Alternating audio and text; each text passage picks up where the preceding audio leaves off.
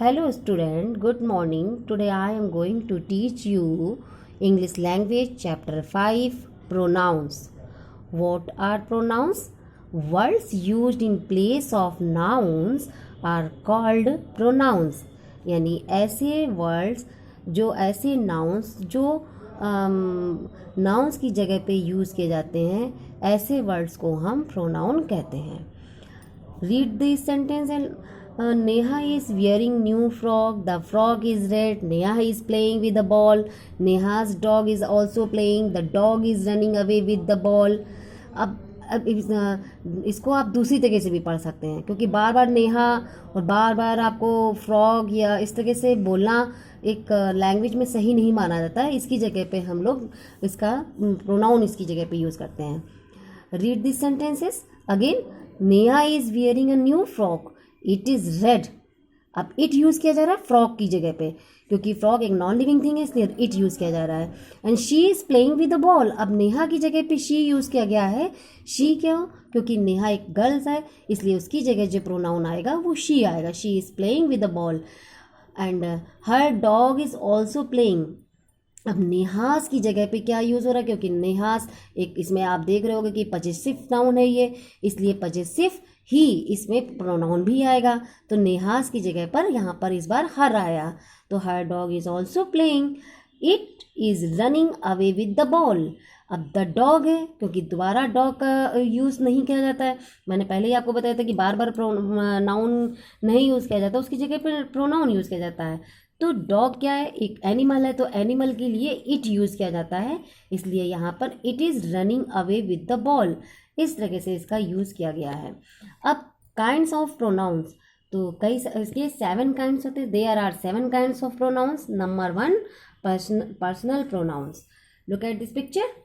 I am reading a book. Here, I is personal pronoun. They are in cricket team. They is a personal pronoun. He is playing the guitar. He is a personal pronoun. We go to the beach together. We is also personal pronoun. Personal pronoun भी आपको मालूम होने चाहिए कि 3 types के होते हैं. First person, इसमें 3 पर्सन होते हैं. First person, second person and third person. First person में आपका क्या आता है? आई और वी. आई होता है आपका सिंगुलर और सी का प्लूरल फॉर्म होता है वी. सेकंड पर्सन में आता है यू. आपका ये यू आपका सिंगुलर भी होता है और प्लूरल भी होता है. और थर्ड पर्सन में आपका आता है ही, शी, इट. ये आता है आपका थर्ड पर्सन में जिसमें ही, शी, इट होता है सिंगुलर और दे जो होता है वो होता है आपका प्लूरल फॉर्म. और ये आपके सब्जेक्ट प्रोनाउंस है. इसी का ऑब्जेक्ट प्रोनाउंस है. आई का मी होता है. वी का अस होता है प्लूरल. यू का यू एंड यू ही रहता है. ही का हिम ऑब्जेक्टिव होता है. शी का हर ऑब्जेक्टिव होता है. इट का इट होता है और दे का ऑब्जेक्टिव प्रोनाउन देम होता है. तो आपको ये प्रोनाउन हम अच्छे से ये जो ग्राफ बना आप देख रहे हो इसको आपको बिल्कुल अच्छे से लर्न करना है इनको. अब आप समझिए फर्स्ट पर्सन में क्या होता है. The person speaking is called the first person. यानी जो पर्सन खुद बोल रहा है जैसे आई तो मैं खुद बोल रही हूँ ना तो ये आई क्या हुआ? ये आपका फर्स्ट पर्सन हुआ. और आई की जगह जब आप वी यूज़ करोगे वी आपका प्लूरल प्रोनाउन है इसलिए वी भी आपका फर्स्ट पर्सन है. तो अब सेकंड पर्सन क्या होता है? The person spoken to. यानी कि जिस पर्सन के बारे में बात की जिस पर्सन से हम बात करते हैं उसको आप सेकंड पर्सन कहते हैं. यू आपका सिंगुलर भी होता है और प्लूरल भी होता है. या मैं आपको पहले ही बता चुकी हूँ. और इसके बाद आपका आता है third person. The person spoken about is called the third person. जब हम किसी तीसरे के बारे में बात करते हैं यानी कि मैं आपसे बात कर रही हूँ यानी कि मैं आई और आपसे बात कर रही हूँ तो यू हुआ. अब मैं आप किसी तीसरे के बारे में बात मान लीजिए आपके फ्रेंड के बारे में बात कर रही हूँ तो मैं आपको ही बोलूँगी या शी बोलूँगी कि वो कहाँ गई है, वो कहाँ रहता है. तो इस तरीके से मैं बोलूँगी where does he live and where does she live. तो ये क्या मैंने आप किसी तीसरे के मैं बारे में बात कर रही हूँ, यानी कि मैं बात कर रही हूँ, आपसे बात कर रही हूँ, लेकिन किसी तीसरे के बारे में बात कर रही हूँ, तो ये आपका थर्ड पर्सन होगा। और थर्ड पर्सन में आपको मैं ऑलरेडी बता चुकी हूँ कि ही, शी, इट, दे, ये आपके थर्ड पर्सन होते हैं। अब प्रोनाउन में भी जेंडर, ये आपके सब के सब आपके पर्सनल प्रोनाउन है। अब आइए जेंडर, प्रोनाउन में जेंडर भी होते हैं, और इसमें जैसे I, me, we, us, you are used for both masculine and and the third person, he, him are used for masculine, whereas she and her are used for feminine gender. It is used for animals and non-living things. And the third person forms, they and them are commonly used for all the gender. They and them सभी genders के लिए use होता है, ना कि किस ना इस ये ज़रूरी नहीं कि ये मैस्कुलाइन है, कि ये फेमिनाइन है, या फिर ये आपके लिए एनिमल्स वगैरह है। ये सभी जनरली सभी के लिए यूज़ किया जाता है। Now you would read about second type of pronoun, and second type of pronoun is reflexive pronoun. What is reflexive pronoun? The pronouns that are used in sentences when the object of the sentence is the same as subject are called reflexive pronoun. यानी ऐसे reflex pronoun किसको कहते हैं? जो जो आपके उसमें आपका जो प्रोनाउन यूज़ करा जाता है उसी का ही सेम ऑब्जेक्ट यूज़ किया जाता है, उसको रिफ्लेक्सिव प्रोनाउन कहते हैं। जैसे आई के साथ में माई सेल्फ है, इसमें आया है, वी के साथ अवर सेल्फ आया है, तो ये my self, our self, your self, her self, them self, it self, your self, our self, him self, your self in the sentences are reflexive pronoun. You would read about possessive pronoun. Pronoun that tell who or what owns something are called possessive pronoun. possessive का मतलब ही क्या होता है? किसी के ऊपर आपका अधिकार होना, possession होना, और they take the place of possession, और इसकी जगह पर हम ऐसे नाउन जिसमें पोजीशन होता है उसमें हम उसको पॉजेसिव प्रोनाउन कहते हैं। जैसे read the sentence, these red shoes are mine. Mine क्या है? आपका पॉजेसिव प्रोनाउन। अब इस सेंटेंस का क्या मतलब है? जो ये रेड शूज हैं वो मेरे हैं, यानी कि मेरा इस पे अधिकार है, तो ये मेरा इसमें पोजीशन है, इस वजह से ये जो माइन आया है ये आपका पॉजेसिव प्रोनाउन है। ऐसे ही mine, hers, yours, theirs, his, ours, ये सब आपके पॉजेसिव प्रोनाउन है, और ये mostly at the end of sentence they come, ये हमेशा सेंटेंस के आखिर में आते हैं। आपको ये बिल्कुल ऐसे लर्न कर लेने हैं कि ये जितने सारे पॉजेसिव प्रोनाउन हैं ये सब आपको लर्न करना है। नाउ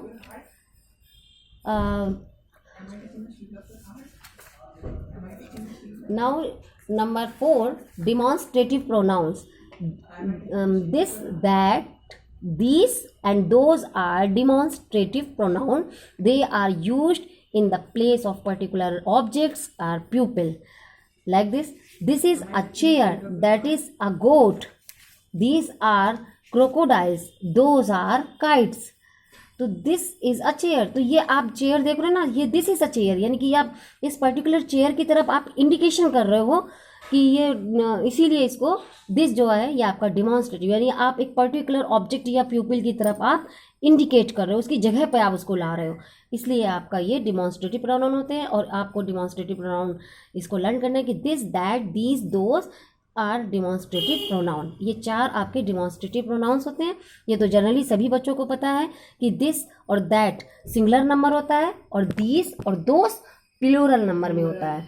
जब दिस और दीस आपके पास वाली चीज़ के लिए यूज़ किया जाता है, दैट एंड दोस दूर वाली चीज़ों के लिए यूज़ किया जाता है।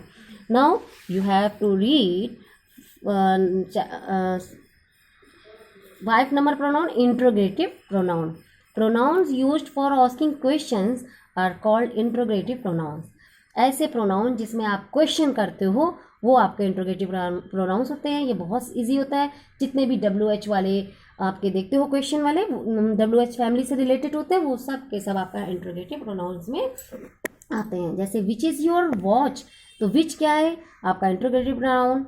Who made that noise, whom do you want to see, what is the address of your house, whose are these dirty socks? In the above sentence, the pronoun which, who, whom, what and whose are used to ask question. Therefore, they are called interrogative sentence.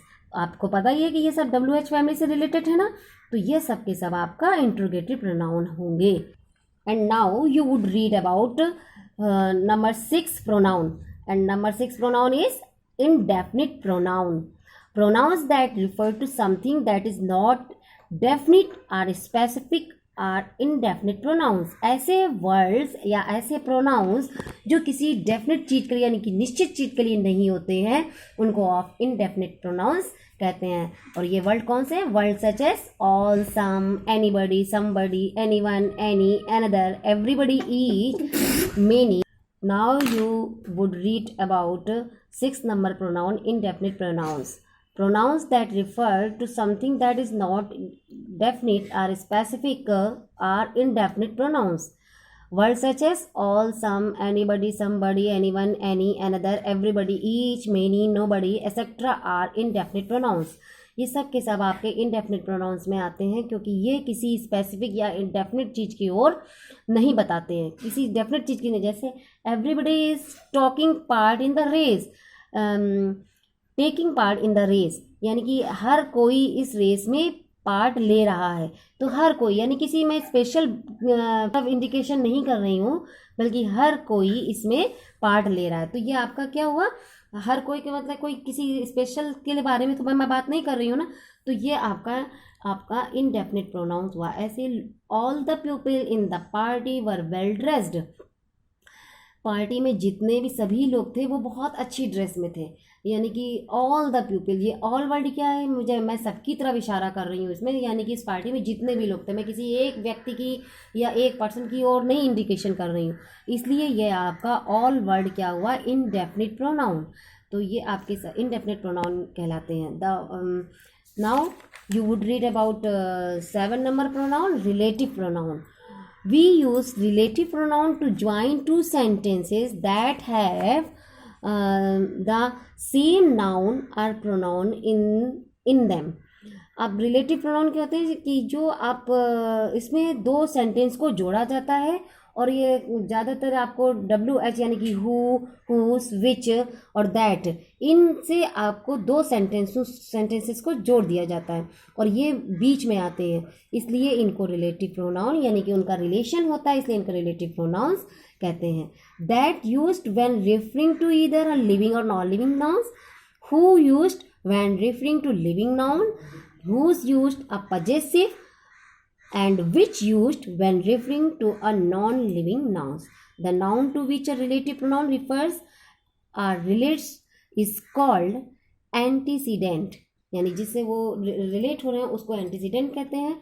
Like this, Daddy bought the car. The car needs repairs. अब इसमें मैं दोबारा car की जगह क्या करूँगी? Sentence, ये दो सेंटेंस आप देख रहे हो यहाँ पर, इसको मैं एक सेंटेंस में जैसे चेंज किया, daddy bought the car that needs repairs. अब यहाँ पे द कार हट गया और सेंटेंस वन सेंटेंस में चेंज हो गया, तो ये दैट आपका क्या हुआ? Relative pronoun. So now you have to understand this chapter. Thank you.